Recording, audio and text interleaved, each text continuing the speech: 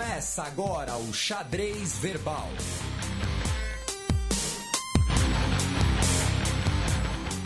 Bom crepúsculo, ouvintes da Central 3. Está começando mais um Xadrez Verbal, a 34ª edição no geral e a quarta nesse ano. Estamos aí, vocês nos aguentando aí 34, dá mais que 34 semanas, né? Porque teve um pequeno recesso, teve um outro feriado, mas todo mundo aí aguentando a gente esse tempão todo. E teremos convidados hoje, Matias? Teremos, vamos bater um papo com o Daniel Souza, economista e professor da IBMEC no Rio. Para ter alguém que sabe fazer conta no programa, né, que não é nosso caso, eu preciso da calculadora para calcular o troco na padaria. E falando em convidado, né, felizmente tivemos uma ótima repercussão do último programa, que tivemos o Guga Chakra de convidado, inclusive depois mandei um e-mail para ele agradecendo e tal, ele ficou bem feliz, gostou bastante também. Mandar um abraço aí pro Guga, caso ele esteja nos ouvindo. E já aproveito e mando um abraço para a família Sader, lá do clube Monte Líbano, que gostou muito das observações do Guga em relação ao Oriente Médio. Especialmente em relação ao Líbano, né? Você perdeu a chance do trocadilho, hein? Quem diria? Quem diria? Qual trocadilho? Eu perdi mesmo, viu? Vamos sentir, não sei do que você está falando. Mas, enfim. Mandar um abraço pro Alexander, do Biblecast, um podcast sobre teologia, que inclusive mostra que pode-se discutir o assunto sem ser panfletário na internet. Eu não vou usar pronunciar o sobrenome do Alexander, e ele fez o comentário que o Mein Kampf, a edição crítica, né, além de ser financiado pelo governo alemão, tanto federal quanto estadual, como o nosso querido Fernando de Samoreira disse, eles registraram o termo edição crítica, o que impede que pessoas favoráveis às ideias expostas no livro usem o mesmo termo, o mesmo slogan, com comentários que justifiquem a posição do livro. Eu queria mandar um forte quebra-costela para o nosso ouvinte Rick, lá do Rio Grande do Sul, gremista, ele que me corrigiu, no caso, em relação à terminologia, né, que eu usei pessoas com necessidades especiais, e ele me apontou que o correto é pessoas com deficiência. Eu, que sou filho de uma pessoa com deficiência, ainda... Existem muitas mudanças em relação à terminologia, então reconheço o meu erro e daqui para frente usarei essa terminologia. Inclusive é o nome da convenção, ele mandou um texto bem interessante. Semana passada nós tivemos a notícia que o xadrez foi proibido na Arábia Saudita por descuido, eu não coloquei aqui no nosso roteiro, porém nesta semana que vem aí, no canal central do xadrez, do meu amigo Heitor, que já recomendei várias vezes, quem gosta de xadrez, do jogo xadrez, vai lá dar uma olhada. Se você não gosta, mas não sabe jogar, não se preocupe, que tem vídeos bem introdutórios também. E ele vai fazer um vídeo sobre esse assunto, sobre outras situações em que o xadrez foi perseguido por assuntos religiosos, raciais. Ele, inclusive, deu uma olhadinha lá no roteiro e tal, mas deu uma olhada nessa semana agora, se não me engano, vai no domingo, vídeo na Central do Xadrez do Heitor. E o xadrez verbal é proibido na Arábia Saudita? Olha, deveria. Eu acho que se eles ouvirem um programa, eles vão proibir, e é isso que eu desejo, inclusive. Se o governo da Arábia Saudita gostar do nosso programa, é porque o nosso programa está errado. Porque a gente está fazendo algo de errado. É porque a gente está fazendo algo errado. A Kátia, que tuitou que estava sendo perseguida por mim nos podcasts, porque ela ouviu o nosso programa, depois ouviu o Anticast comigo, depois foi ouvir um programa do Mamilos, eu estava lá também. Enfim, como disse o pessoal do Dragões de Garagem, eu vou mudar meu nome para Estrela da Podosfera. O Arthur, que fez o comentário que a Guarda Suíça, o desenho do uniforme originalmente é do Jules Repon, e lembrar a todo mundo que daqui a 2 semanas, depois do Carnaval, teremos o retorno do Fronteiras Invisíveis do Futebol, nosso programa que une futebol e geopolítica. Bem, então vamos passar para o nosso primeiro giro de notícias.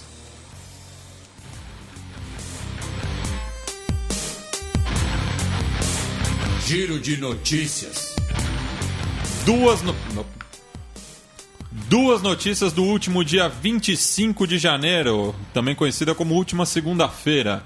Homens-bomba matam 35 pessoas em vilarejo no norte de Camarões. O ataque foi reivindicado pelo Boko Haram, que originalmente é da Nigéria, porém justamente especula-se que pelo combate que ele tem sofrido do governo nigeriano, por enfraquecimento de uma posição local, justamente pelas suas atrocidades, ele está migrando também para o Camarões, uma fronteira bem pouco vigiada, bem pouco controlada, até porque boa parte dela inclusive é selva, e agora nós tivemos esse ataque no Camarões, e fica um alerta, né, porque o presidente da Nigéria disse um tempo atrás que o Boko Haram estava praticamente aniquilado, e agora ele não apenas está aniquilado, como está internacional, né? Tem a articulação com outros movimentos também da região do Maghreb, então fica aí o lamento pelas vítimas em Camarões, e também tivemos um carro-bomba em Aden, ou no Palácio Presidencial do Iêmen, lembrando que o Iêmen está numa situação de guerra civil, tem duas situações bem polarizadas pelas duas potências regionais. O suicídio, inclusive, seria holandês de nascimento, e 7 pessoas morreram, 10 pessoas ficaram feridas em Aden, que é uma cidade bastante importante, porque ela fica bem no extremo sul da Península Arábica, bem perto ali do chamado Chifre da África, controlando justamente o Estreito de Aden, o Golfo de Aden, que é uma rota ligada ao Canal de Suez, né? Por isso que os piratas somalis, eles foram muito combatidos pela comunidade internacional, porque ali é uma das principais rotas marítimas do mundo. Organização Mundial de Saúde alerta que Zika deve afetar quase todo o continente americano. Quando chega nos Estados Unidos, daí é todo o continente americano. Né? Não vai ter trocadilho com o termo Zika? Muito fácil, né? Tá. Então, mas além de casos por todo o continente americano, nós estamos vivendo uma situação de virtual epidemia no Brasil. Tem uma preocupação muito grande, inclusive, pelas Olimpíadas que vem aí. E o Zika chegou na Europa, teve casos documentados também em Israel. E essa notícia, inclusive, está ligada ao peão isolado do programa de hoje, que foi colocado pelo nosso Matias, mas está aí o alerta sobre o Zika, e a gente talvez convide alguém para falar justamente de epidemias internacionais, mecanismos internacionais para combater isso num futuro próximo. Obama determina fim de solitárias para menores em prisões federais. Essa notícia da última terça-feira, dia 26 de janeiro. Fazendo um pequeno tour pelos Estados Unidos aqui, nós tivemos essa notícia que, inclusive, o título dela está errado, né? Porque não é apenas para menores, é para crimes menores também. Há essa proibição do confinamento em solitárias, devido a, inclusive, um pedido da Sociedade de Psiquiatria dos Estados Unidos, que fez um laudo de 800 páginas, demonstrando os efeitos a longo prazo em presos que sofreram confinamento em solitárias, inclusive maior caso de reincidência em crimes, de distúrbios psiquiátricos, menores possibilidades de reinserção social, as pessoas desenvolvem paranoia. Então o Obama baniu o confinamento em solitárias para menores de idade, né, em instituições corretivas, como chamam, enfim, qualquer nome desses, e também para crimes de menor intensidade. E no Brasil nós tivemos uma notícia parecida, que foi enviada pela nossa querida Ana Luísa de Moraes Campos, que será citada novamente aqui, né, professora de Direito Internacional, que já foi convidada do programa, que o governo brasileiro tem 15 dias para atender às recomendações da Comissão Interamericana de Direitos Humanos em relação à violação grave de direitos de adolescentes privados de liberdade, né? Adolescentes que em instituições, novamente usando, né, esses eufemismos para prisões de adolescentes, foram submetidos a torturas e tratamentos cruéis e abusos sexuais. Ainda nos Estados Unidos, uma questão que teve bastante repercussão foi a nevasca recorde que nós tivemos nos Estados Unidos na última semana, né? A tempestade Jonas, que deixou pelo menos 36 mortes, cancelou mais de 12 mil voos. 10 estados dos Estados Unidos declararam situação de emergência com falta de energia, falta de atendimento médico, falta de qualquer condição de transporte, e foi considerada uma das maiores tempestades de neve da história dos Estados Unidos, e foi proporcionada pela questão do El Niño, né, que o tempo fica maluco, em bom português. Ainda nos Estados Unidos, nós tivemos a polícia prendeu aquela milícia que invadiu um parque estadual no Oregon, que comentamos aqui, e o porta-voz do grupo morreu numa troca de tiros, né? Porque justamente não queria entregar suas armas, não queria submeter a autoridade do Estado. Enfim, teve uma troca de tiros, ele morreu, e aí depois da morte do porta-voz do grupo, o resto do grupo se rendeu. E, finalmente, nesse giro de notícias, dentro do giro de notícias, nós tivemos o caso nos Estados Unidos, que está gerando pressão por renúncia do governador, inclusive de Michigan. A cidade de Flint foi contaminada por chumbo na água, um nível... Um abraço pro Michael Moore aí. Para quem não pegou a referência, o Michael Moore é de Flint. E o primeiro documentário dele, chamado Roger e Eu, que foi quando ele ficou muito famoso, foi sobre a falência da indústria a indústria automotiva na região, porque Flint é perto de Detroit, né? A Motown, cidade automotiva e tal. E aí foi quando ele ainda era um documentarista respeitado, né? Ainda não tinha... Depois ele cometeu uma série de desonestidades intelectuais, mas tem a prenúncia... A pressão pela renúncia, né? Virou prenúncia. A pressão pela renúncia do governador de Michigan, porque a água de Flint estava contaminada com 1.200% da quantidade que o corpo humano pode aceitar de chumbo. Então é isso sobre os Estados Unidos. Notícia do dia 27 de janeiro, última quarta-feira. Netanyahu acusa a chefe da ONU de incentivar terror após críticas a Israel. Se você já olhou para a cara do Ban Ki-moon... Ele, assim, Lembra quando teve uma explosão e ele fez uma cara de assustado, assim? Então, se você já vê ele falando, ele é uma das pessoas mais serenas que existe no mundo. O Netanyahu tá ficando maluco. É a única hipótese, a hipótese inclusive do nosso querido Chico Patti, dono do Central 3, judeu, antes que acuse ele de antissemita, alguma coisa assim. O Netanyahu tá ficando maluco. Porque, assim, o Ban Ki-moon criticou Israel porque Israel anunciou que pretende apropriar-se de uma faixa de terra fértil na Cisjordânia ocupada, ilegalmente ocupada pelo consenso internacional, uma área de 154 hectares no Vale do Rio Jordão. E o Ban Ki-moon criticou isso, inclusive do ponto de vista da lei, né? E colocou Israel, ao fazer isso, mostra que não está comprometido com uma solução de 2 estados. E o Netanyahu disse que o Ban Ki-moon está incentivando o terrorismo, porque nós tivemos também uma escalada de violência nas últimas semanas em Israel, com palestinos, inclusive cometendo... teve 2 assassinatos, que inclusive as pessoas especulam que um deles não daria para ser classificado como terrorismo, foi um crime comum, não teve motivação política, na verdade teria sido inclusive uma motivação pessoal ali. Mas enfim, pro Netanyahu falar uma coisa dessas mostra exatamente que ele se isola cada vez mais na comunidade internacional, em seu país, porque é o tipo de pronunciamento que você não tem como dar credibilidade a um pronunciamento desses. É isso. Bueno, então conforme prometido, na coluna aberta dessa semana, estaremos recebendo o Daniel Souza, economista, professor da IBMEC e ouvinte do Xadrez Verbal.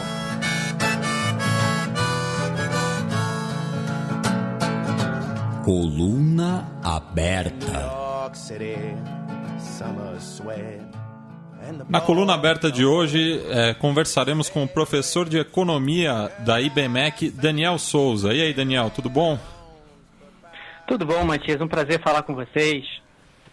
Seja bem-vindo, Daniel. Para quem não sabe, né, já comentei aqui algumas vezes, o Daniel inclusive foi meu professor e a gente precisava de alguém que soubesse fazer conta aqui no programa, né, para falar de assuntos que nos escapam um pouco.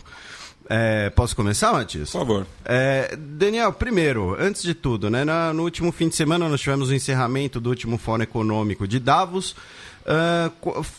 sendo uma pergunta bem abrangente, assim, na sua avaliação, como é que foi esse último Fórum de Davos, pontos positivos, negativos, um panorama geral aí para os nossos ouvintes? Legal. Esse último Fórum Econômico de Davos, ele acabou sendo um fórum marcado por um certo pessimismo. Na realidade, os destaques acabaram sendo mais negativos do que positivos. Muita gente preocupada com a desaceleração chinesa, com a desaceleração das economias emergentes de uma forma geral. Muita gente preocupada com queda do preço do petróleo, afinal, alguns países importantes têm tido uma diminuição significativa nas suas receitas, isso está gerando um impacto forte num setor que emprega muita gente, que gera muita renda, e também muitas preocupações em relação ao desemprego, né? Falou-se muito sobre a 4ª revolução industrial que nós estaríamos atravessando aí ao longo desses últimos anos, uma revolução industrial que deve desempregar muita gente, principalmente em economias periféricas, em economias que são intensivas em mão de obra. Daniel, puxando agora, falando mais do Fórum de Davos, né? Lembrando o último ano do governo Lula, no qual ele até recebeu o prêmio inédito na época de estadista global em Davos, e eu queria que você fizesse esse paralelo da última participação do Lula em Davos e da ausência da presidenta Dilma neste ano? Bom, o declínio da representatividade do Brasil de lá para cá é bastante visível, né? A presidenta Dilma, ela aparentemente não tem o mesmo prazer, ou não dá a mesma importância para esse tipo de conferência, esse tipo de encontro, e além das dificuldades que o Brasil economicamente desde então passou a enfrentar. A última vez que ela foi ao fórum foi em 2014, ano passado ela mandou o Joaquim Levy, e esse ano ela mandou o novo ministro da Fazenda, o Nelson Barbosa. E é muito evidente a perda de representatividade do Brasil ao longo desses últimos anos. Em particular, ao longo desses últimos 2 anos, né, de 2014 para cá. Dessa vez, o Brasil foi tratado com um pouco de indiferença, diferentemente do que acontecia no passado, do que acontecia, em especial, durante o governo do presidente Lula. E a grande explicação para isso é que todos os anos o representante brasileiro, pelo menos nos últimos 3 anos, o representante brasileiro vai lá, diz que as coisas vão mudar, que a economia brasileira vai se recuperar, que a economia brasileira vai crescer, que nós vamos colocar as contas públicas em ordem, e não tem sido exatamente isso que acontece, né? Então, me chama bastante atenção o fato da presidente Dilma ter perdido essa oportunidade, que me parece que era uma oportunidade muito interessante de tentar buscar saídas para a crise brasileira através de uma maior integração econômica com o exterior, né? Através de uma maior integração, de um maior fluxo de comércio, através de uma maior atração de investimentos para o Brasil.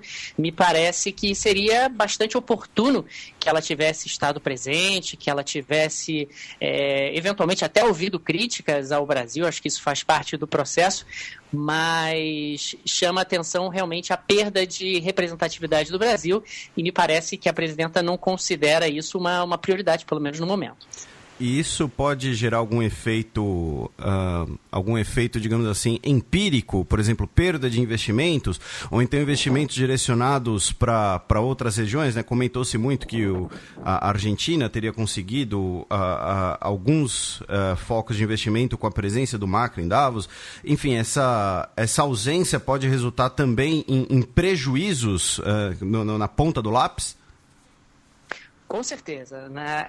Quando você tem a sua participação em um fórum como esse, acima de tudo você está lá para convencer pessoas a investir no seu país, você está lá para convencer pessoas, e você está falando, gostemos ou não, das principais lideranças econômicas, empresariais, políticas, etc. do planeta, e realmente é uma excelente oportunidade para você atrair negócios para o seu país. A ausência da presidenta Dilma, sem dúvida alguma, acaba sendo a perda de uma oportunidade. Você está queimando uma oportunidade. A presença do Nelson Barbosa não é a mesma coisa.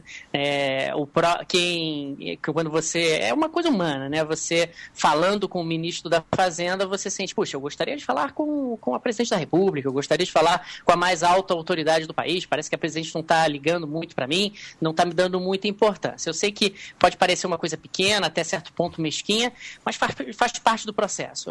O presidente Lula, em particular, era muito hábil nisso, né? Ele conseguia realmente circular e transitar nesses fóruns com muita habilidade, e essa habilidade interpessoal, essa habilidade de relacionamento, ela realmente faz diferença, e o Brasil está perdendo aí uma oportunidade de atrair investimentos, e o impacto empírico é real. O Brasil, infelizmente, poderia estar numa situação diferente agora se a presidente tivesse estado lá presente e se ela tivesse uma outra habilidade e um outro trânsito num fórum dessa natureza. Agora, né, o senhor comentou o clima de pessimismo, né, no Fórum de Davos. Em parte, isso, acredito eu, se deve pela situação na China.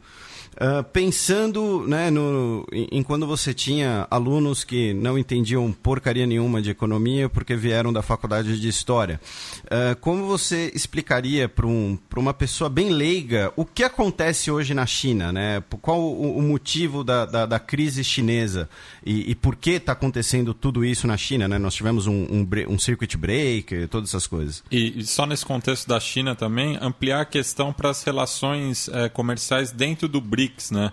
Já que recentemente teve em relação à compra do do níquel entre Rússia e China, que afetou bastante a produção aqui no Brasil. É verdade. Eu acho, até pegando o gancho da sua formação histórica, a gente tem que pensar na China numa perspectiva histórica. A China ela está num processo de desenvolvimento bastante particular. A China ela começou com Deng Xiaoping numa estratégia de abertura econômica, numa estratégia de socialismo de mercado, numa estratégia de atrair empresas estrangeiras para utilizar o território chinês como plataforma de exportação.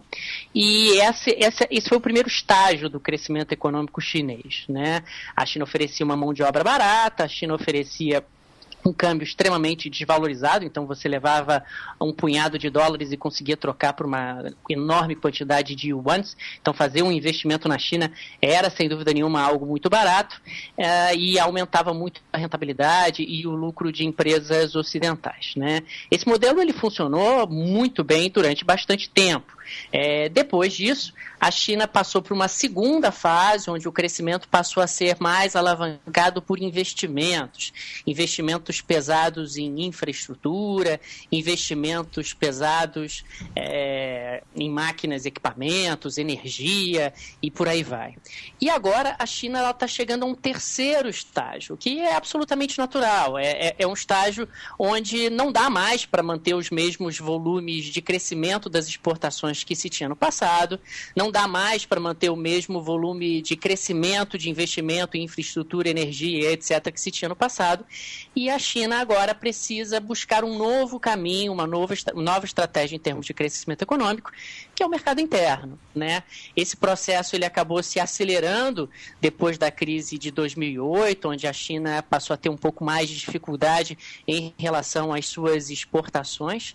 O governo chinês adotou medidas concretas para estimular o mercado interno, medidas como a flexibilização da lei do filho único, medidas como a concessão da propriedade fundiária para agricultores, medidas como a desregulamentação e a desestatização do sistema bancário para permitir maior competição e a concessão de maiores volumes de crédito. Mas o fato é que o mercado interno chinês não reagiu na velocidade que o governo esperava.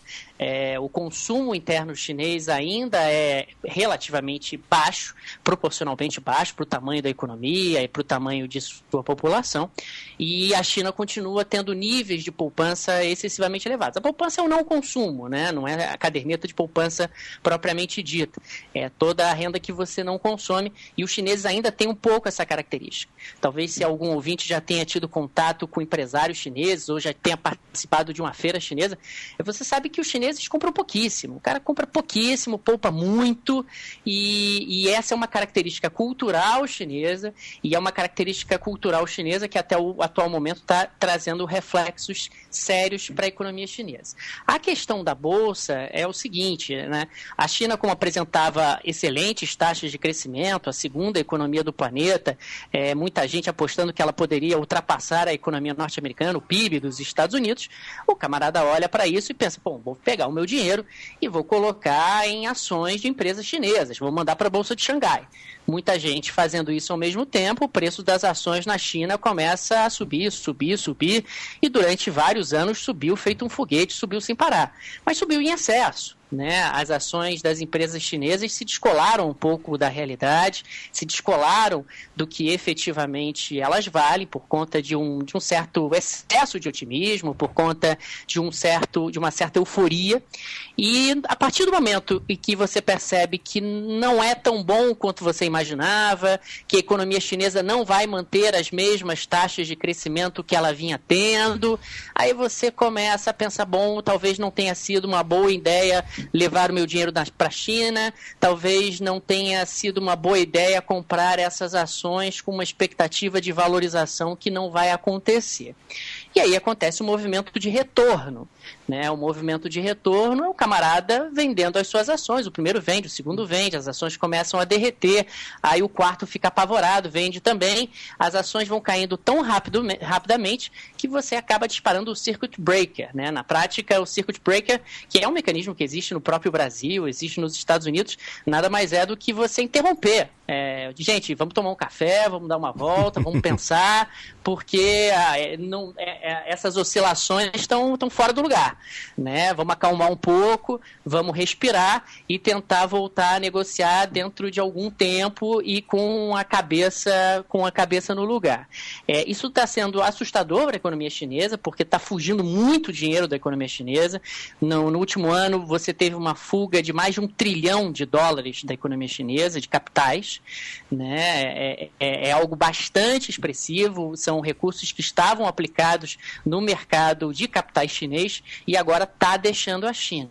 E isso é, sem dúvida nenhuma, um elemento de preocupação. A China, ao longo dos últimos anos, ela foi o motor do mundo. A China foi o motor das commodities, a China foi o motor do investimento, a China efetivamente tem sido muito relevante para a economia mundial e, claro, que o mundo fica muito assustado ao perceber que a China está desacelerando. Mas, na minha opinião, há um certo exagero também, né? A China, no ano passado, cresceu apenas 6,9%.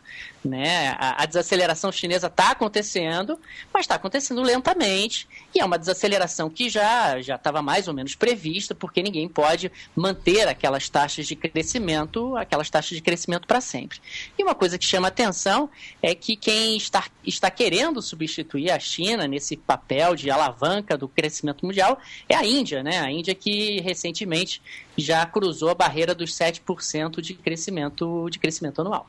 A Índia até porque tem uma grande população, né? E tudo isso que o senhor comentou, né? Uma mão de obra barata, a abertura, espaço para investimentos, para ampliação dos investimentos. Mas voltando ainda nessa questão da China, né? E aí, aproveitando que o senhor também comentou sobre a Índia, né? Como fica essa questão dos BRICS, né? Que o Matias comentou, e também nós temos aí a queda do preço do petróleo, que também influencia muito a economia russa, que sofre algumas sanções. Como o senhor vê agora esse novo panorama aí para os BRICS? Olha, o novo panorama para os BRICS é um pouco sombrio, tem sido um pouco sombrio para o Brasil e para a Rússia, né? Tanto a Rússia quanto o Brasil foram alguns dos poucos países que esse ano tiveram uma retração da sua economia, ou seja, tiveram um encolhimento do seu PIB, uma variação negativa do PIB. Tem alguns analistas que já estão substituindo Rússia e Brasil por Turquia e Coreia do Sul, acreditando que são economias que têm mais perspectiva de crescimento econômico e tal. Alguns também têm colocado Taiwan, e aí tem toda aquela confusão, até que vocês fizeram referência num programa anterior em relação à China, se Taiwan faz parte da China, não faz parte da China e tal. Mas o cenário para a economia brasileira e para a economia russa não é dos melhores.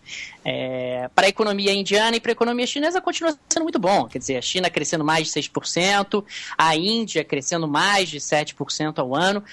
Os agentes econômicos, de uma forma geral, continuam muito otimistas em relação a essas duas economias. Agora, Rússia, Brasil e também a África do Sul, né, economias muito dependentes da exportação de commodities, as perspectivas não têm sido das melhores, até porque não há nenhuma expectativa de recuperação do preço das commodities num curto prazo de tempo. E agora, né, vindo aqui para o nosso continente, para a nossa vizinhança e obviamente também para o Brasil, quais a análise do senhor em relação ao Tratado Transpacífico, né, que tem sido inclusive tema de muito debate nos Estados Unidos durante as prévias eleitorais, mas que estabeleceria aí uma grande área de livre comércio por todo o Pacífico, inclusive com a presença de países latino-americanos, né? E aí nós temos uma comparação que muitas vezes é feita entre a Aliança do Pacífico e o Mercosul, que um estaria emergente, outro estagnado. Como o senhor vê esse cenário aí do Tratado Comercial Transpacífico? Bom, o Tratado Transpacífico me parece, pelo menos num primeiro olhar, que é, acima de tudo, uma tentativa dos Estados Unidos de dar uma isolada na China do ponto de vista econômico. Né, os Estados Unidos se aproximando em todos os grupos ali do Pacífico. Então eu pego alguém na América do Sul, pego na América do Norte, pego ali a Austrália, pego o Japão, e dessa forma eu vou me integrando economicamente a esses países, que são economias bastante relevantes, e formo um grupo para a circulação de mercadorias, onde eu posso diminuir a minha dependência em relação à economia chinesa. Quer dizer, é uma forma de tentar contrabalançar a crescente influência da economia chinesa no Pacífico. É interessante, você colocou exatamente isso, quer dizer, são países que têm características muito diferentes, né? Você tem países industrializados, como o Japão, você tem países com uma pauta muito mais agrária, como é o caso da Austrália, ou uma pauta muito mais metalista, como é o caso do Chile. Então, me parece que é uma estratégia realmente de tentar aumentar a integração entre essas economias e diminuir um pouco a influência da China. Dá para perceber que ele não é exatamente consensual, né? Tem tido muita confusão por conta do avanço desse acordo, até nos Estados Unidos, né? Nos Estados Unidos teve confusão, no Chile teve confusão, com greves e movimentos de oposição bastante sérios. Claro que a liberalização comercial é sempre um tema muito inquietante para uma série de grupos e para uma série de defensores de uma linha um pouco mais protecionista. Pensando no caso do Brasil, para o Brasil é um pouco perigoso, né? O Brasil está numa situação um pouco delicada. A Austrália, por exemplo, já conseguiu um acesso diferenciado ao mercado agrícola norte-americano que o Brasil não tem. Então, a Austrália já conseguiu um levantamento das cotas, né, uma ampliação do volume de importação que pode entrar dentro da economia norte-americana. Ao mesmo tempo, o Brasil está ligado ao Mercosul, quer dizer, então é uma situação um pouco delicada. O Mercosul tem enfrentado algumas dificuldades, é inegável isso, mas, ao mesmo tempo, é um projeto que o Brasil tem investido há muito tempo e não sei até que ponto também valeria a pena abdicar de todo o esforço que foi feito até aqui de um projeto de integração que é muito mais amplo até do que apenas a questão econômica. Daniel, ainda falando aí sobre o Tratado Transpacífico, eu queria que você falasse também sobre a situação no Peru, que é um país que a gente vai comentar mais para frente por conta das eleições, mas que também está numa desaceleração da economia, muito por conta do minério, né? dos minérios, que é o que pesa na balança econômica peruana. É verdade. A economia peruana, ela depende, assim, exatamente como você colocou, muito da exportação de minérios, e os minérios caíram muito de preço ao longo dos últimos anos. O Peru passou por um processo mais liberalizante, aliás, o Peru faz parte desses grupos que têm, ou desses países latino-americanos que têm adotado uma postura um pouco mais liberal. O Peru atraiu muito investimento estrangeiro por conta disso ao longo dos últimos anos, e agora esse investimento não está mais entrando no mesmo volume.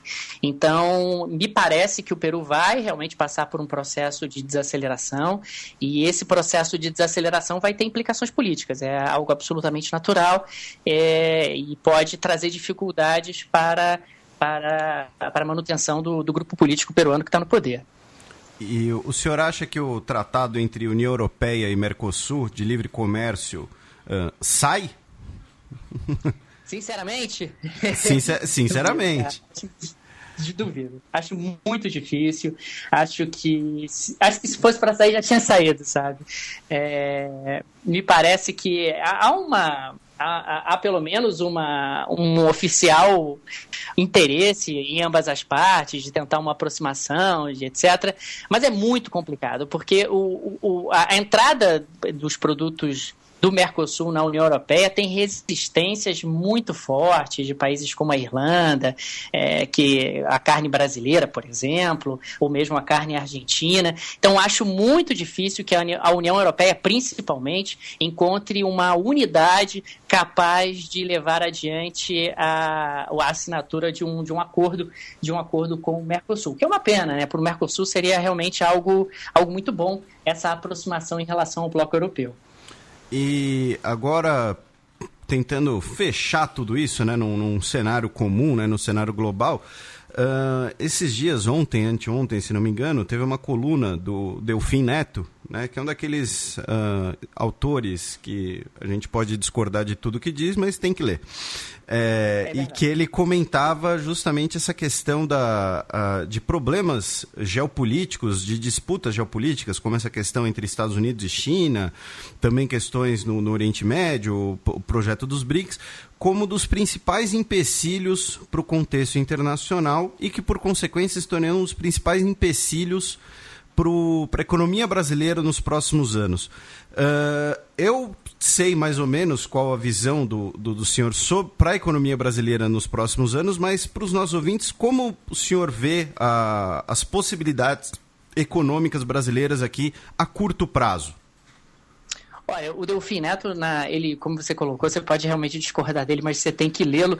E o Delfim Neto, às vezes, oscila um pouco em relação às suas opiniões, né? Às vezes ele tem uma posição mais liberal, uma posição mais intervencionista e etc. Nessa questão especificamente, ele está com uma visão um pouco mais pessimista em relação à economia brasileira e eu também. O Brasil está com um problema bastante sério em relação a expectativas, em relação ao ambiente de negócios, e isso, claro, acaba travando investimento, travando consumo e trazendo algumas dificuldades. O contexto internacional é um limitador, isso é absolutamente inegável. O Brasil é um grande exportador de commodities, as commodities elas caíram de preço, isso tem impacto sobre o nosso crescimento. Está havendo um enfraquecimento dos BRICS, isso tem impacto sobre o Brasil também, claro. Se os BRICS estivessem com uma unidade mais fortalecida, seria interessante para o Brasil, do ponto de vista geopolítico, do ponto de vista econômico. Mas me parece que a recuperação da economia brasileira, ela passa necessariamente por alguns ajustes e a correção de alguns excessos que aconteceram ao longo dos últimos anos. O Delfim Neto, inclusive, apontou isso, né? Apontou a necessidade de algumas reformas, reforma da Previdência, de ajuste fiscal e etc. E a própria presidente Dilma tem levantado esses pontos, né? Eu acredito, sinceramente, que o avanço nessa questão depende muito mais da política do que da economia. Quer dizer, a gente tem um problema político hoje muito sério e esse problema político ele precisa ser resolvido. E eu espero, sinceramente, que a presidente tenha sucesso, né, nesse equacionamento político e consiga realizar os ajustes e as reformas que são necessários para a economia brasileira.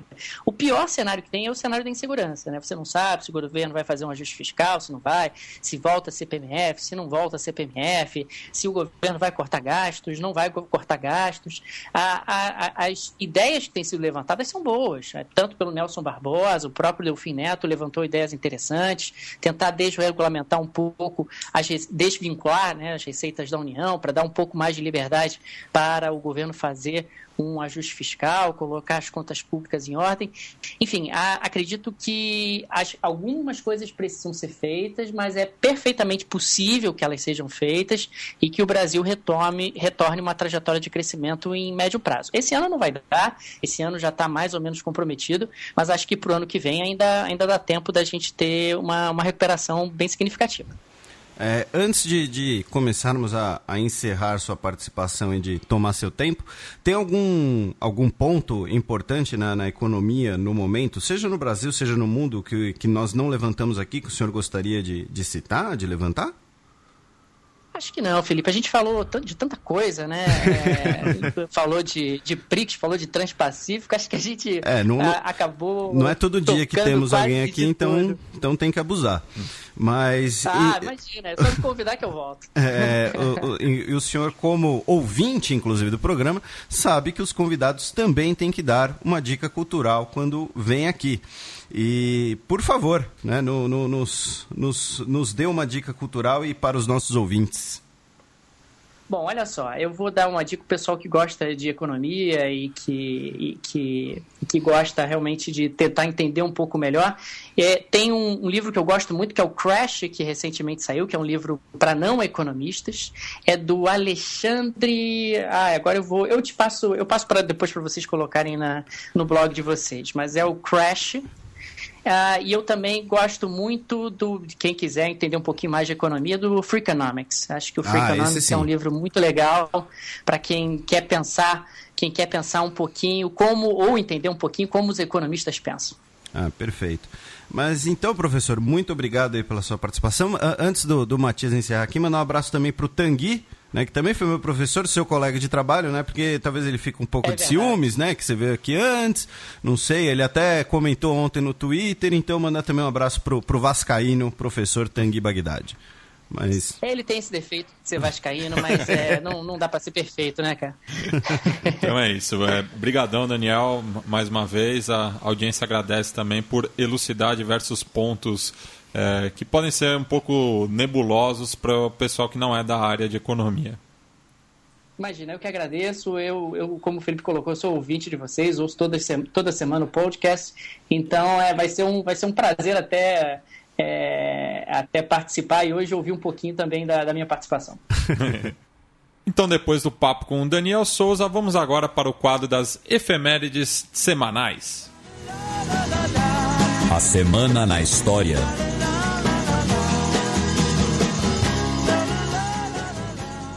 27 de janeiro de 1756, há 260 anos atrás, nascia Wolfgang Amadeus Mozart. Antes de falar do Mozart, o Daniel comentou do Freakonomics, né, na sua dica cultural. Eu li o Freakonomics por causa da queridíssima Mariana Ramos, já citei ela aqui uma vez no programa, futura Nobel de Economia.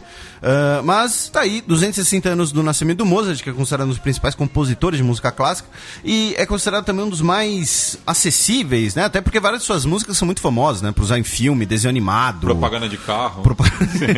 Então tá aí, e não vou colocar no 7º selo, né? Mas coloco também. Tem um filme, Amadeus, que conta a história do Mozart sob a perspectiva do rival do Mozart. Salieri. Exatamente. Então, Matias, muita cultura. É por isso que eu amo esse homem.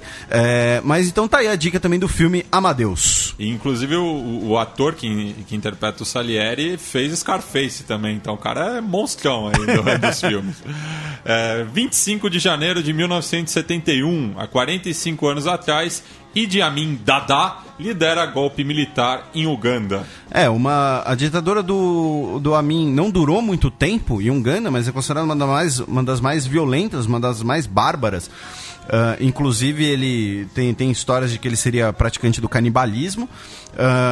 Em Uganda, tornou-se muito famoso também quando os palestinos sequestraram um avião israelense, que foi na tomada do avião, no combate aos terroristas, que o irmão do Netanyahu morreu, inclusive, e ele se tornou uma espécie de mártir nacional. O Netanyahu sempre evoca a memória deles, inclusive, na minha opinião, às vezes de forma meio canalha, mas eles são dos 500.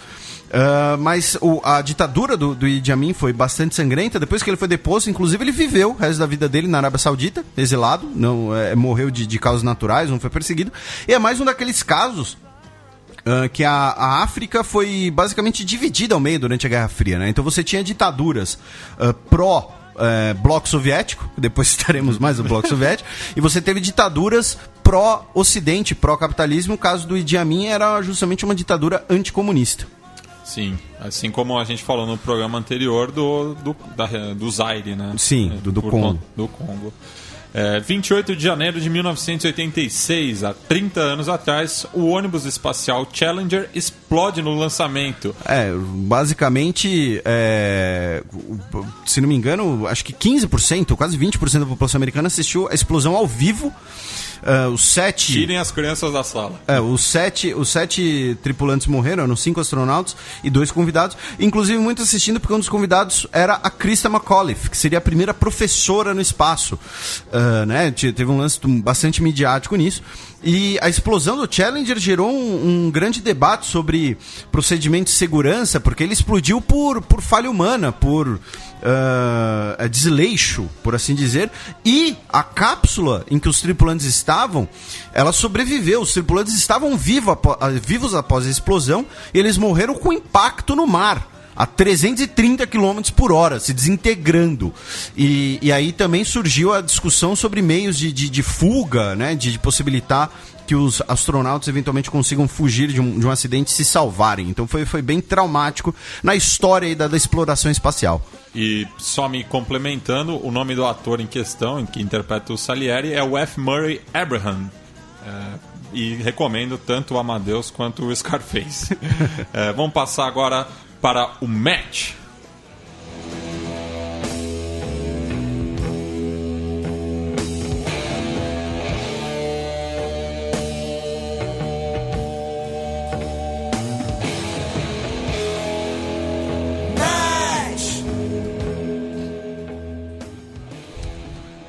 Bem, nessa semana que se passou, o presidente do Irã esteve de visita na Itália e na França, e quando ele chegou na Itália, o governo italiano decidiu cobrir os nus das estátuas por conta dessa visita. Então aqui no nosso match nós teremos dois assuntos, né? O primeiro é demonstrar, melhor dizendo, provar, né, para o nosso ouvinte, porque muitas vezes parece exagero, que o Irã é a grande bola da vez da economia mundial, né? Porque, como o próprio Daniel falou, a economia mundial vive um momento de pessimismo, e você tem um grande país sendo reinserido na economia mundial com a suspensão das sanções, né? Falamos disso no programa anterior, apenas para trazer alguns dados. O Irã tem uma população de quase 79 milhões de pessoas, ou seja, são 79 milhões de possíveis consumidores.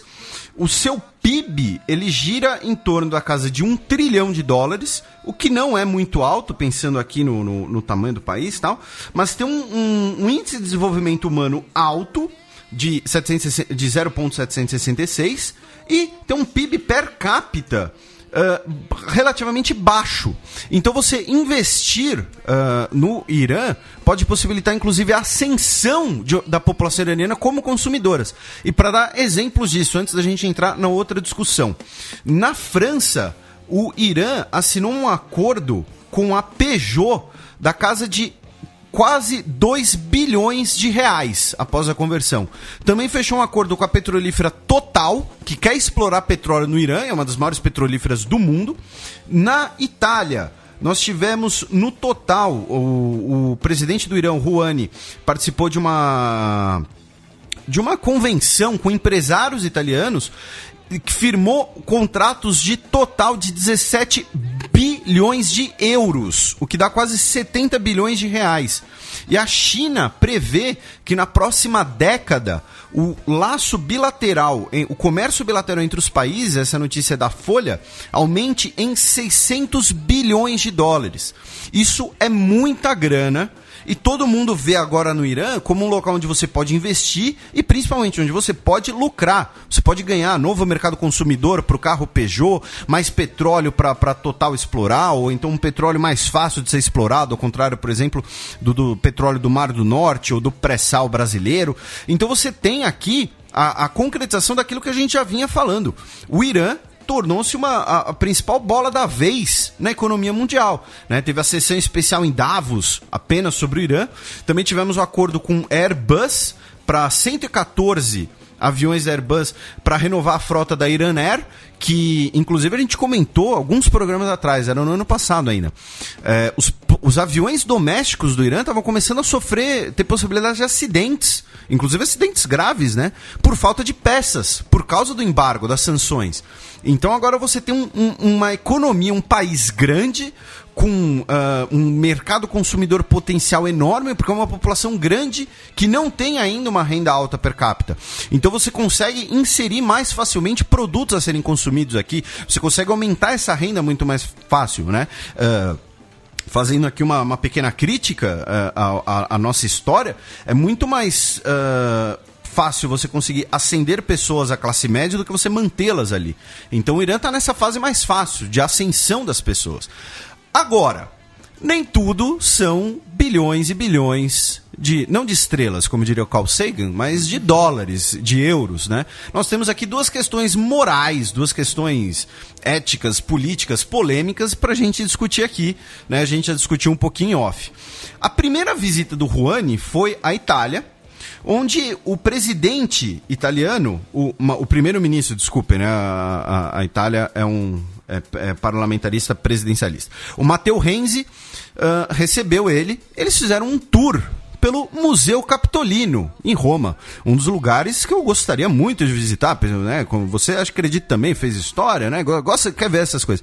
E aí cobriram aquelas estátuas clássicas da Renascença, com nus, com seios e pipis de fora. E, enfim, o que você acha disso, meu caro Matias? O Rouhani, obviamente, não seguiu aquele conselho, né?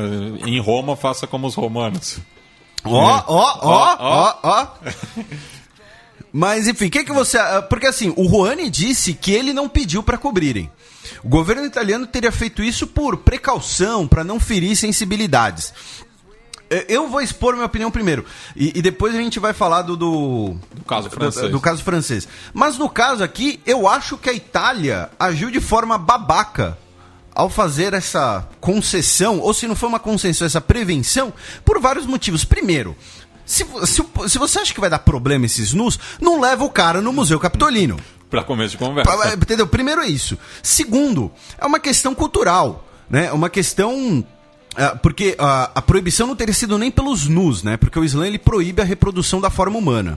Né? A forma humana é divina, Deus criou a forma humana, então apenas Deus pode representar a forma humana. Por isso que a arte árabe, a arte muçulmana... melhor dizendo, ela é cheia de figuras geométricas, são chamados arabescos, muito bonitos por sinal. Então, se você vai fazer isso... mas não existe isso na questão italiana, romana, renascentista, o que for. Então, assim, justamente a convivência entre as culturas é parte desse processo de diálogo. Não adianta você querer receber o presidente do Irã apenas para fazer negócios. Se você quer estabelecer uma boa relação com ele, você conceder a sua própria, entre aspas, cultura... É uma maneira ruim de começar esse diálogo. E, novamente, se isso era problema, não levava o cara no Museu Capitolino. Tá numa pizzaria. Quem não gosta de pizza? Mas, enfim, então, o que você acha disso, Matias? Eu acho que existe também uma questão muito delicada na Europa no momento, e a gente vai discutir no próximo bloco também, em relação à islamofobia, né? Sim. Então, imagino que as autoridades dos países... europeus estejam pisando em ovos. Então, justamente, acho que foi mais uma precaução. Mas talvez ao público interno. Mas se mostrou muito exagerada, né? Sim, foi um exagero. Porque você vê que é um tapume cobrindo o negócio, sabe? Nem disfarçaram direito. E fazendo a metáfora que a gente vai fazer depois, a analogia que a gente vai fazer no caso francês, é que nem, sei lá, tem um pôster do Poderoso Chefão na minha casa. Eu vou te receber lá em casa e você gosta do Poderoso Chefão, mas se você odiasse o Poderoso Chefão, eu vou lá e tiro o pôster da parede só porque você vai lá me visitar. Sabe, não precisa disso tudo. Inclusive o Rouhani esteve no Vaticano, na mesma viagem, encontrou-se com o Papa. O Rouhani pediu pro Papa rezar por ele. Foi um diálogo completamente civilizado, amigável. Deu um tapete persa original, de verdade. E nas próprias redes sociais, o Rouhani tem se mostrado bastante tolerante religiosamente. Sim. No último Rosh Hashanah, ele desejou um feliz Rosh Hashanah aos judeus espalhados pelo mundo. Sim, a gente vai falar disso mais pra frente também. Mas então, ele foi lá dar um tapetão, né? Aliás, não um feliz Rosh Hashanah, um Shana Tová, né? Você que é o especialista em Yiddish aqui. Mas enfim, e você teve um diálogo completamente civilizado. O Papa até deu uma alfinetada nele, né? Falou que eles precisam juntos combater o terrorismo, né, tal. Mas então você tem uma coisa completamente civilizada, não precisa desse preciosismo a esse ponto. Por quê? Porque gera uma polêmica que só enfraquece todo mundo. O presidente do Irã passa por intolerante babaca, o presidente da Itália passa por um bundão babaca. Desculpa aqui os termos, tá? Não muito acadêmicos, né? Mas o presidente da Itália passa por um bundão, o presidente do Irã passa por um intolerante. Então, assim, repetindo, a sua sugestão foi perfeita. Se um dia eu for presidente do mundo, você vai ser o chefe do meu cerimonial. Leva numa pizzaria. Acabou. Mas, enfim, agora nós temos a questão francesa, né? Que eles pensaram nesse conselho, não é o que a gente faz de melhor aqui na França? Vinho. Então vamos servir um vinho aí pro parça. Então, já na França, aqui a gente inverte um pouco a posição, pelo menos na nossa conversa aqui anterior. Porque o que aconteceu na França, caro ouvinte? Ia ter um almoço entre o Hollande e o Rouhani. E os almoços presidenciais franceses acompanham vinho. né? Até porque, né, ajuda a vender a própria imagem do país. Tem uma questão cultural e uma questão comercial também, né? E, no caso do Islã, né, é proibido o consumo de bebidas alcoólicas. No Irã, inclusive, a venda de bebidas alcoólicas é proibida, embora nós saibamos que exista contrabando de bebidas alcoólicas lá.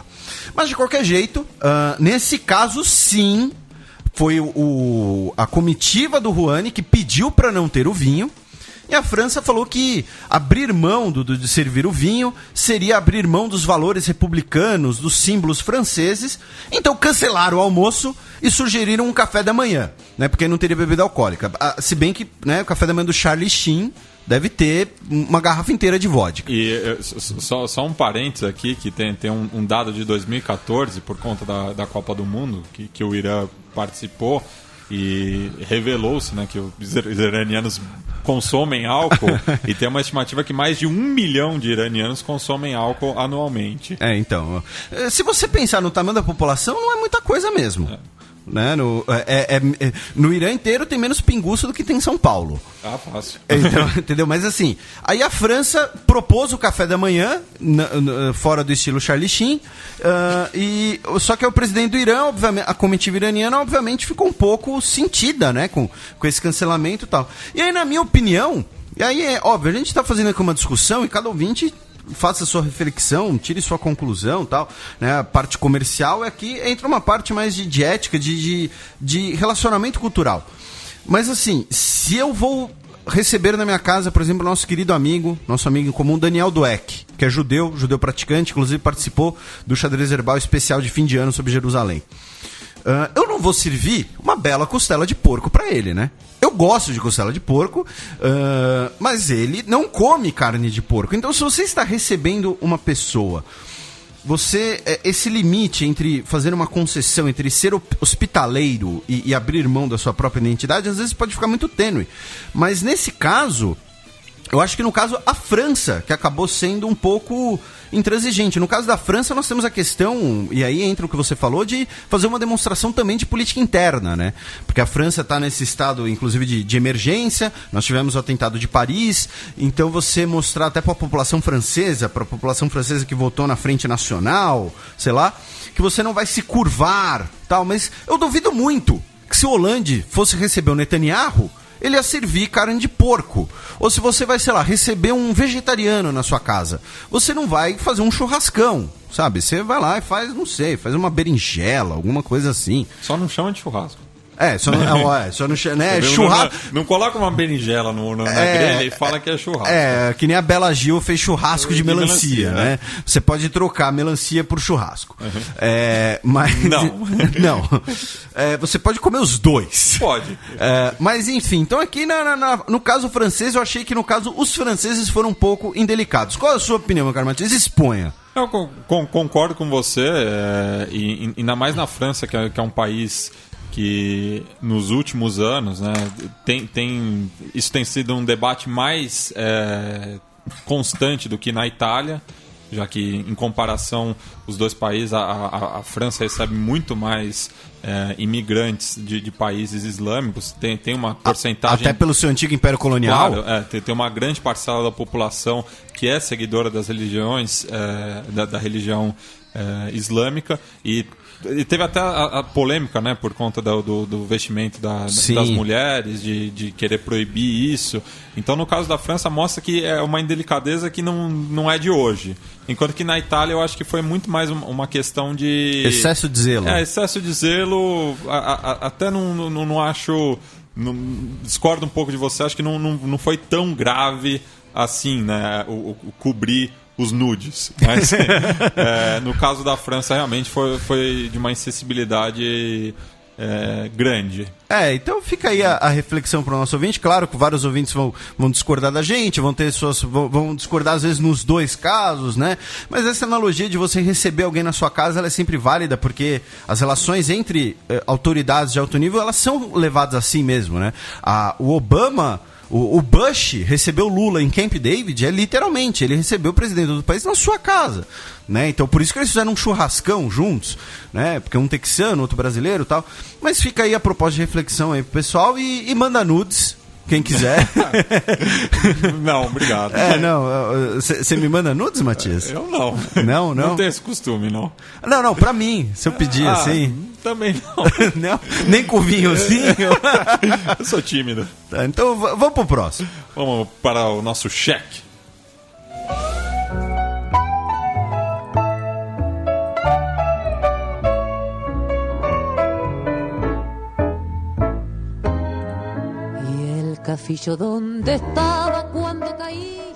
Notícia da última terça-feira, 26 de janeiro. Dinamarca aprova a lei que permite confiscar bens de refugiados. Há algo de podre no reino da Dinamarca. Tava demorando. Mas enfim, vamos... primeiro vamos falar aqui do que acontece e das argumentações de cada lado. No caso dinamarquês, o parlamento da Dinamarca aprovou na última terça-feira uma lei que permite confiscar de refugiados. Se um refugiado chegar à Dinamarca com bens somando mais de 10 mil coroas dinamarquesas, o que dá mais ou menos R$5.500, lembrando que a Dinamarca não usa o euro, o governo pode confiscar o restante para coibir os custos com habitação e alimentação enquanto tiverem asilos provisórios. Foi aprovada por 81 votos a 7, com 70 ausências da sessão. Isso é muito curioso, porque acho que teve muito parlamentar que, embora discordasse, não queria contrariar o próprio partido, enfim. Não quis sujar as mãos. Eles aumentaram esse limite da proposta anterior, que antes era de 3 mil, e a justificativa, o argumento da Dinamarca, são dois argumentos que fazem sentido. Por isso que a gente tem que expor eles. O primeiro a Dinamarca é um país soberano e faz as suas leis de como ela quer ou não quer receber os outros. Inclusive, a ministra do interior da Dinamarca deixou claro que é uma medida simbólica, já que a maioria dos refugiados não chega com esse tipo de quantia. É porque teve a denúncia de um que teria chegado lá com uma grande soma de dinheiro vivo, e aí ele acusaram que seria inclusive um potencial recrutador de terrorista e tal. E isso despertou essa discussão, né? Mas enfim, o primeiro é de que a Dinamarca é um país soberano e ela resolve esse problema como ela quiser. E a segunda é de que a Dinamarca adotou os mesmos critérios que ela usa para que os cidadãos dinamarqueses possam usufruir dos benefícios sociais do governo, que é como se fosse o Bolsa Família da Dinamarca, digamos assim. Então, caso uma família tenha posses que somem menos que essa quantia, ela pode usufruir desses benefícios. Então, estariam usando o mesmo critério para os refugiados. É um indicador social. É, um indicador social, digamos assim. Então, são os dois argumentos que estão aí expostos para o nosso ouvinte, que pode concordar ou pode discordar. Agora, a questão aqui entra, qual é a crítica?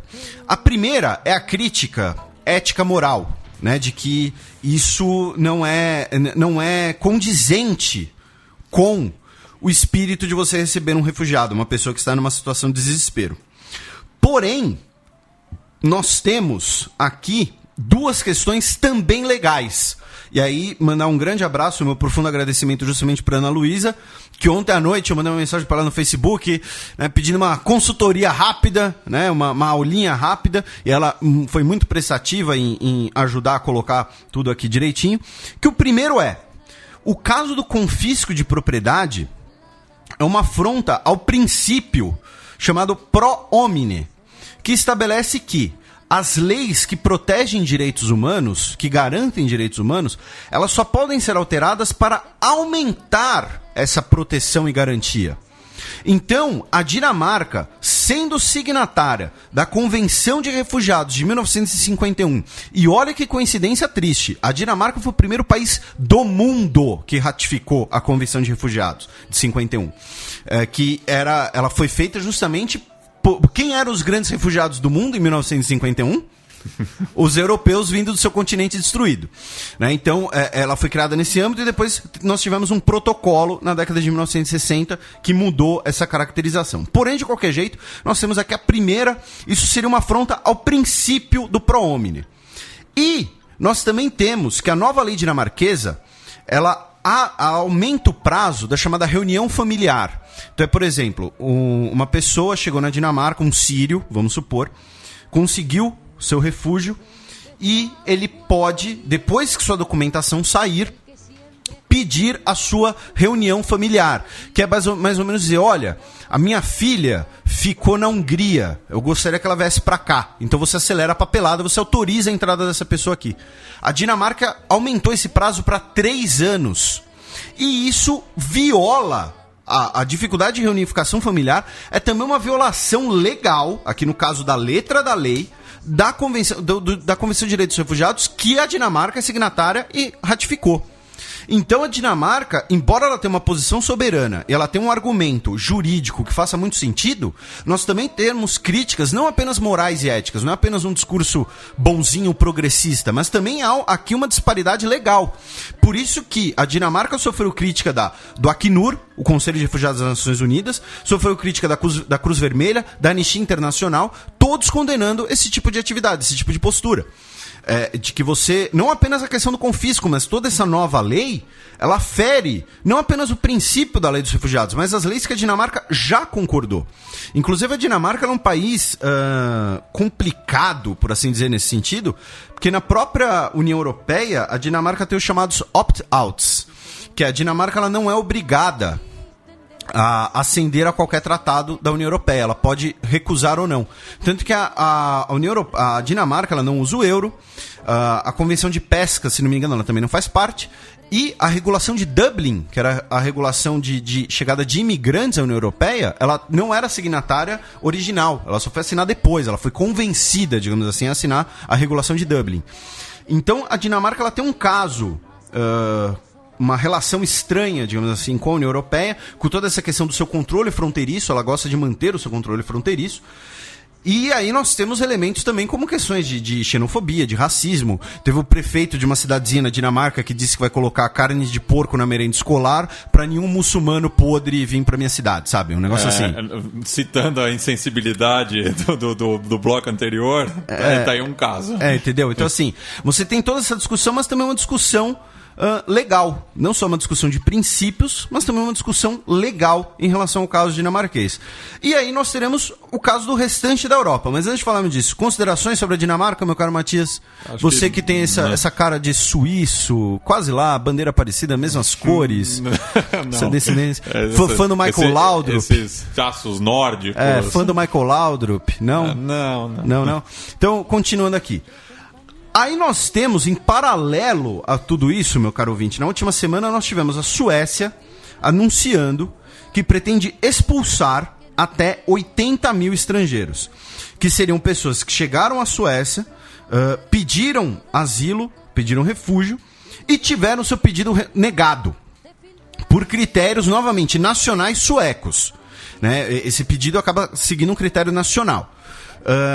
E, novamente, a lei permite isso, né? Se uma pessoa ela tem o seu pedido negado, você então deporta, você expulsa essa pessoa. Isso gerou uma certa polêmica, porque a Suécia é tradicionalmente um país que recebe muitos refugiados.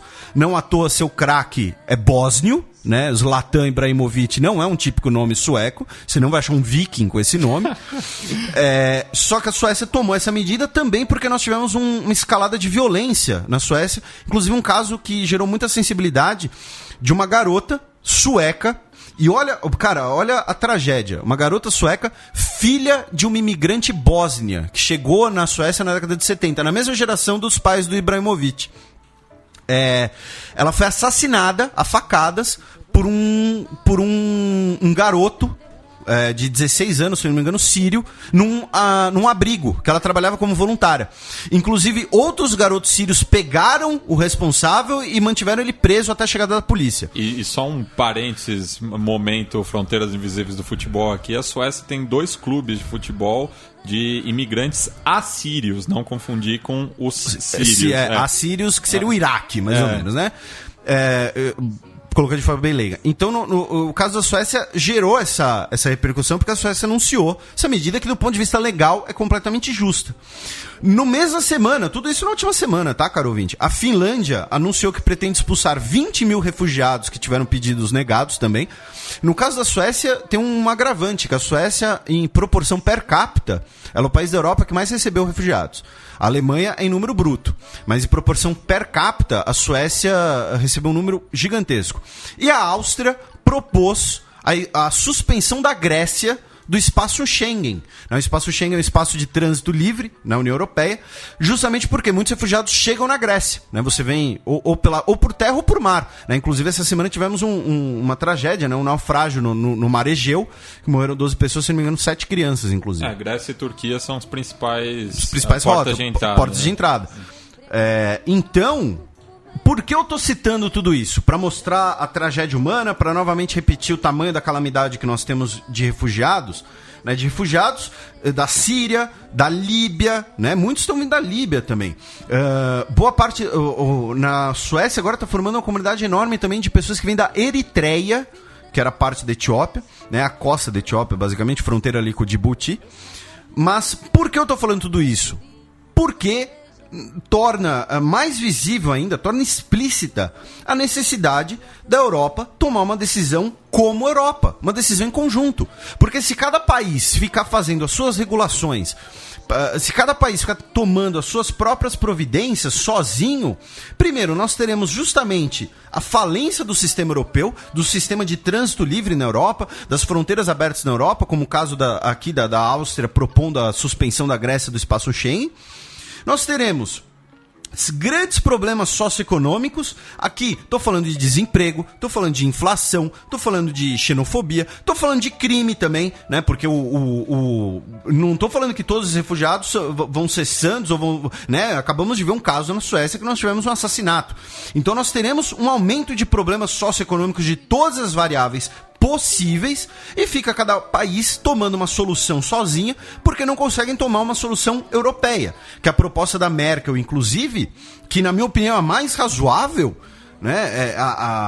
que é de você fazer um sistema de distribuição desses refugiados que tem o seu pedido aprovado, baseado na proporção da população. Porque senão você fica com países com uma grande concentração, seja porque fazem parte da rota de chegada, como Grécia e Hungria, ou porque tem uma tradição de receber refugiados, ou porque às vezes ele já tem alguém, já conhece alguém que está naquele país, como é o caso da Alemanha, da Suécia.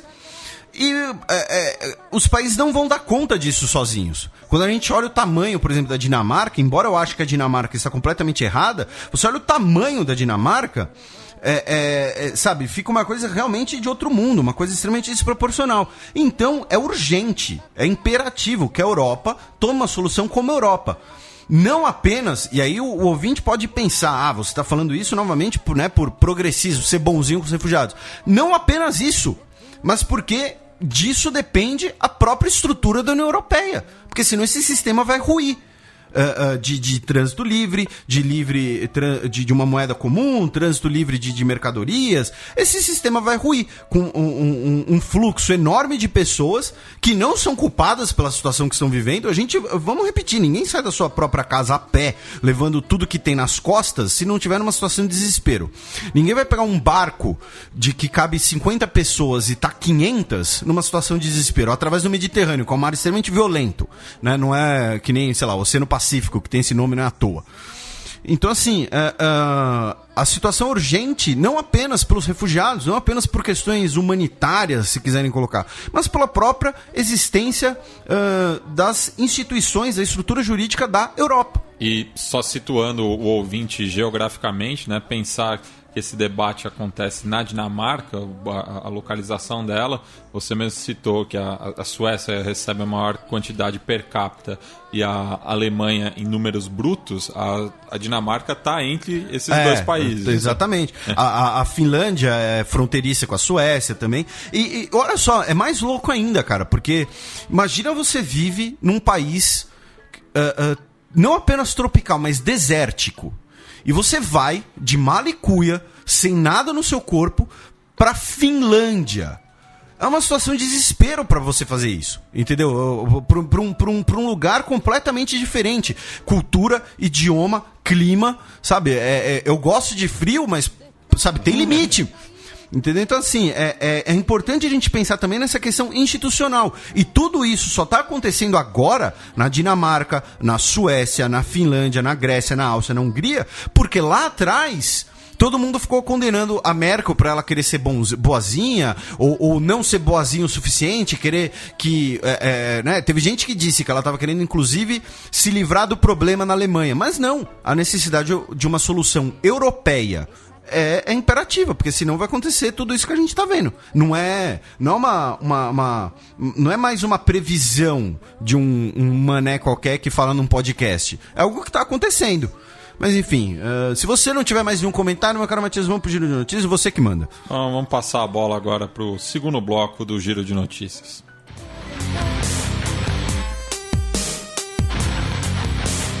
Giro de Notícias.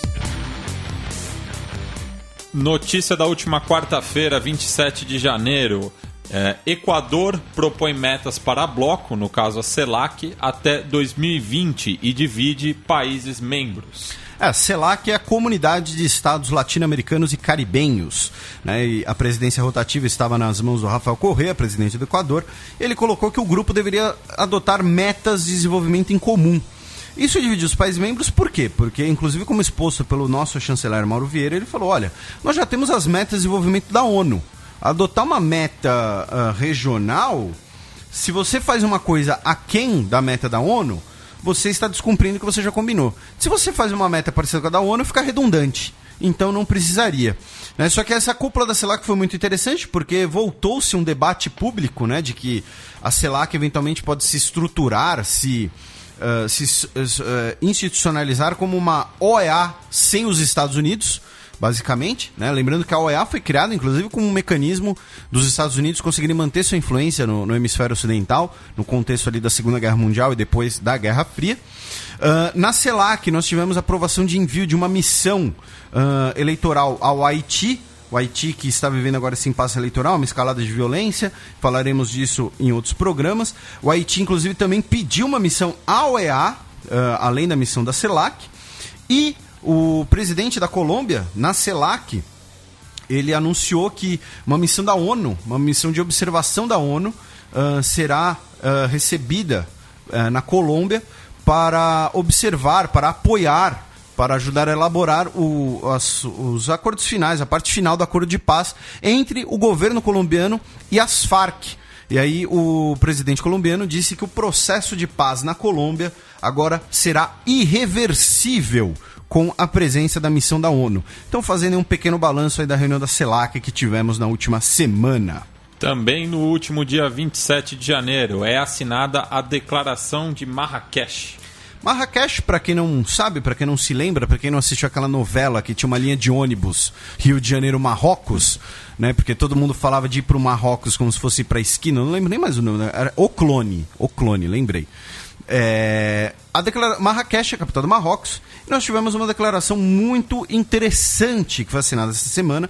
Não teve a audiência devida na grande mídia. Agradeço ao ouvinte e amigo Luiz Renato Oliveira Périco pela dica. Eu adoro falar o nome dele inteiro, assim. Ele é bem... É um nome garboso. Não dá pra falar só um, né? Que é o seguinte, muitas vezes a gente comenta, e eu sempre falo isso, falei isso em Nerdcast, falei isso aqui, falei isso em Anticast, que a crítica ao extremismo religioso dentro do Islã, ela será muito mais produtiva, muito mais construtiva se vier de dentro do Islã. E em Marrakech nós tivemos a reunião de 250 líderes religiosos muçulmanos, líderes políticos e acadêmicos, que soltaram essa declaração de Marrakech. O principal líder era o sheik dos Emirados Árabes Unidos, de 80 anos de idade, Abdallah bin Bayah, que condena o extremismo religioso, condena a intolerância religiosa e coloca que a carta de Maomé, ou Mohammed, se preferirem, a Medina, estabelece que a lei islâmica determina a tolerância e a convivência religiosa. Para quem não sabe, quando Maomé tomou Medina, ele declarou que os praticantes da religião da cidade não deveriam ser molestados, as mulheres e crianças não deveriam ser molestadas. Então, a carta de Medina, de Maomé, ou Mohammed, ela declara que a tolerância religiosa é um princípio do Islã. Afinal, são as palavras do profeta, não é a palavra do sheik dos Emirados Árabes, né? Então critica a intolerância religiosa e, principalmente, coloca que os líderes de países islâmicos têm a obrigação de proteger a prática religiosa de quaisquer minorias, né? Foi assinada, como eu disse, por 250 líderes religiosos e acadêmicos muçulmanos e alguns líderes políticos. Então está aí a declaração de Marrakech. Eu vou colocar o link para a íntegra da declaração. É uma declaração feita por islâmicos, então toda a terminologia ali, tá, gente? Está dentro do Islã. Eu vou colocar o link para o texto integral em inglês, infelizmente, aqui no post do Xadrez Herbal. Notícia de ontem, dia 28 de janeiro. Macri frustra pedido de reunião das avós da Praça de Maio. Conta aí pra nós quem são essas vovós aí, o que aconteceu? Então, é aquele movimento, né, das mães e avós da Praça de Maio que reclamam os seus filhos e netos desaparecidos na última ditadura militar na Argentina. Cabe lembrar que, desde a redemocratização, é a primeira vez que um presidente nega um encontro com essa entidade civil. Até porque ela tem um prestígio, um valor simbólico muito grande, né? Sempre tem as histórias de quando acham... Porque só para contextualizar nossos ouvintes, em quase todas as ditaduras isso aconteceu, né? Mas no caso da Argentina isso é bem documentado, né? De bebês que eram raptados e colocados em outras famílias, ou então porque os pais tinham sido mortos pelos regimes, então você raptava bebês das famílias. Essa, inclusive, é a subtrama do filme A História Oficial, que ganhou o Oscar de melhor filme em língua estrangeira em 85, se eu não me engano. Tá aí mais uma dica cultural. E aí o Macri disse que estava com a agenda cheia para se reunir com ela. E outra notícia da Argentina dessa semana foi que o Macri retirou alguns subsídios e a conta de luz deve aumentar bastante na Argentina. E alguns economistas, inclusive no Brasil, estão preocupados porque a conta de luz é um dos principais índices da inflação, né? Então, se a conta de luz subir muito, sobe a inflação na Argentina e o momento já é delicado, então também teremos isso do fim dos subsídios que eram do governo Cristina Kirchner, embora o Macri tenha mantido as exceções às camadas mais pobres em relação a esse subsídio.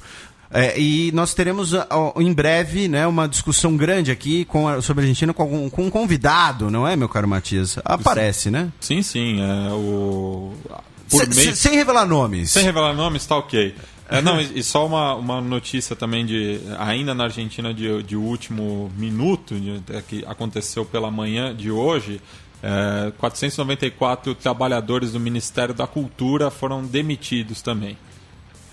Então mostra esse enxugamento do Estado na Argentina. Que aí, novamente, você pode ser favorável, só, né? E breaking news agora, do outro lado do mundo. Estamos falando da Coreia do Norte. Pyongyang se prepara para lançar foguete, mostram imagens de satélite. É época de carnaval, você vai fazer trocadilho com Cuba ou não? Não? Não. Então, mas o Japão denunciou ontem que a Coreia do Norte se prepara para fazer um teste de foguete, lembrando que um foguete é um míssil balístico, né? Só muda o destino, só muda o destinatário, né? E imagens de satélite de hoje comprovaram que Pyongyang está preparando aí um teste de foguete. Lembrando, né, se você tem uma bomba de hidrogênio miniaturizada e você tem um foguete que funciona, você pode ter aí uma arma mais elaborada, mais complicada, né? Então vamos ver aí desenrolares nos próximos dias. E semana passada a gente não teve menino Neymar, algumas pessoas não entenderam a minha referência, continuo... Não, e também teve a questão de que muita gente não entendeu por que não tinha, né? Pessoal, assim, o menino Neymar é um prêmio que nós damos para a imprensa brasileira quando ela comete algumas bobagens em relação à política internacional, porque muitas vezes não é uma área de expertise, apenas traduzem notícias do estrangeiro e tal. Por quê? Porque a imprensa gosta mais de falar do Neymar. E quando nós não temos, ou os ouvintes não enviam essas notícias, essas barrigadas, então não tem menino Neymar naquela semana, é só isso. Mas vamos chamar o Neymar? Vamos chamar. Neymar é o nome dele! Neymar é o nome dele! Neymar é o nome dele! Olha a Receita Federal! Opa! Enfim, Essa semana a gente tem um menino Neymar de fato e até um ouvinte amigo meu, o Fepa Santander, ele mandou um outro concorrente. Uma menção. Uma menção, né? Visto que completou-se 3 anos da tragédia na Boate Kiss e o estado de São Paulo colocou o logo da banda Kiss na matéria. Então... Mas esse menino Neymar tem dono essa semana e vai pra quem, Felipe? Vai pro UOL, vários ouvintes mandaram, mas eu já tinha visto essa, a ouvinte Camila também mandou, inclusive, vai pro UOL, que publicou a notícia de um site de humor venezuelano, como se fosse o sensacionalista venezuelano, chamado Um Mundo Triangular, que fez ali uma piada dizendo que a falta de pasta de dente na Venezuela seria explicada porque os venezuelanos escovam os dentes 3 vezes por dia. Né? E aí o UOL colocou isso como notícia real. Colocou inclusive na manchete: escovação 3 vezes por dia explica a falta de pasta de dente, diz ministra na Venezuela. Lembrando que a Venezuela é sempre uma grande fonte de espantalhos, né, nas notícias, né? Aquela, por exemplo, da lata de leite em pó que custaria mais de R$1.000, essas coisas. Então tá aí, né? O menino Neymar da semana vai pro UOL, que publicou o sensacionalista da Venezuela como se fosse verdade. E, novamente, você pode ter todos os motivos para discordar do governo da Venezuela, desde que sejam verdadeiros. E a gente tem motivos. A gente chama ele de ditador e de imaturo toda semana, que estamos, inclusive, deixar bem claro. Mas, né, tem limite, né? Mas, enfim, vamos pro próximo. Vamos agora passar pros peões, que não tem Maduro essa semana nos peões.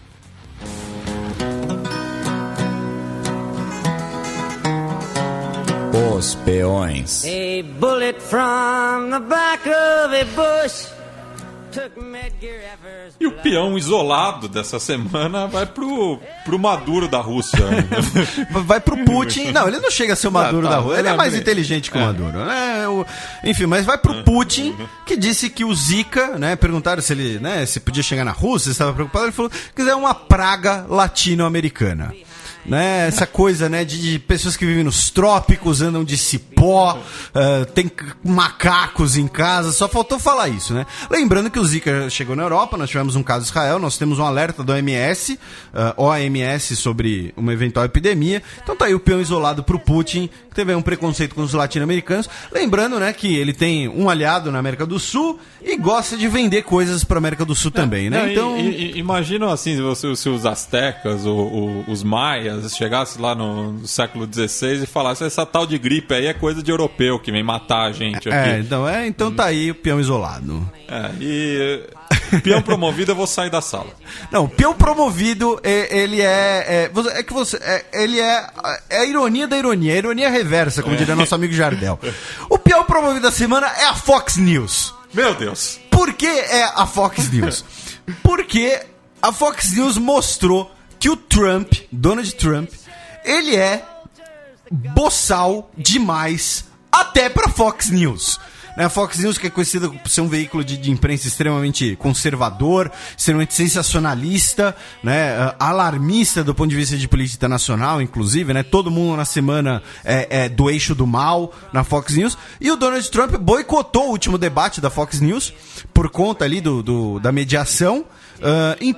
Inclusive, né, comentei aqui com o Matias, lembrei de uma piada do Jon Stewart, né, que disse quando a Al-Qaeda disse que o Estado Islâmico era muito violento e muito radical e não representava os ideais e tal, o Jon Stewart, né, que apresentava o Daily Show, ele falou: bem, e temos um momento inédito na história, que é quando os judeus e a Al-Qaeda estão concordando com alguma coisa. Né? Então tá aqui, a Fox News mostrando que tem limite até pro Donald Trump. Bem, depois dessa, vamos passar para as dicas culturais dessa semana. DJ Monster. The Almighty. DJ Monster. Sétimo selo. Felipe, qual é a sua dica para esse final de semana Além das dicas do Daniel, além do Amadeus que eu comentei antes, minha dica é o filmaço O Último Rei da Escócia, com Forest Whitaker no papel justamente do Idi Amin, que citamos na Semana na História. Um belo filme, ele ganhou o Oscar, inclusive, pela sua interpretação. Então tá aí a minha dica, filme O Último Rei da Escócia, assistam, vão gostar.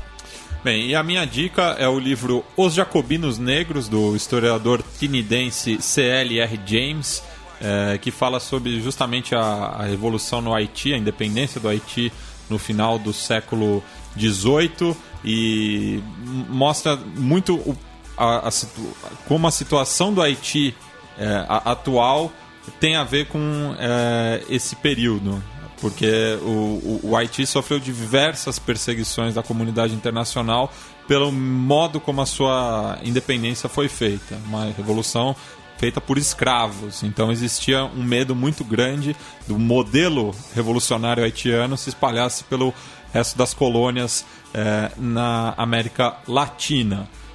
Então é isso, vamos fechar o programa de hoje? Vamos fechar. Você tem alguma consideração final, Felipe? Vou dar um abraço para todo mundo que nos ouve, para todo mundo que nos aguenta. No fim de semana agora eu vou responder os e-mails, como sempre. Agora, no último 27 de janeiro, nós tivemos o dia de lembrança do Holocausto, né, que é o dia da libertação de Auschwitz. Tivemos cerimônias pelo mundo inteiro. Tem um vídeo enorme até sobre isso lá no canal de Xadrez Herbal, sobre o Holocausto, sobre a libertação de Auschwitz. Tem um vídeo sobre a história da suástica. Tem um vídeo sobre os judeus na Alemanha antes do nazismo. E esse fim de semana aí já começa aí o pré-carnaval, já tem bloquinho na rua, já tinha no outro fim de semana também. E amanhã, para quem for de São Paulo, dia 30 de janeiro, saindo lá do bar Tubaína, que fica ali perto da Consolação. Para você que gosta da Guerra Fria, né, nós tínhamos o bloco capitalista e o bloco soviético, né, que hoje é bloco de carnaval. Então tá aí, amanhã, dia 30, sai, se não me engano, às 3 da tarde. Talvez eu esteja lá, não sei, vai depender de algumas variáveis, mas teremos aí amanhã o bloco soviético.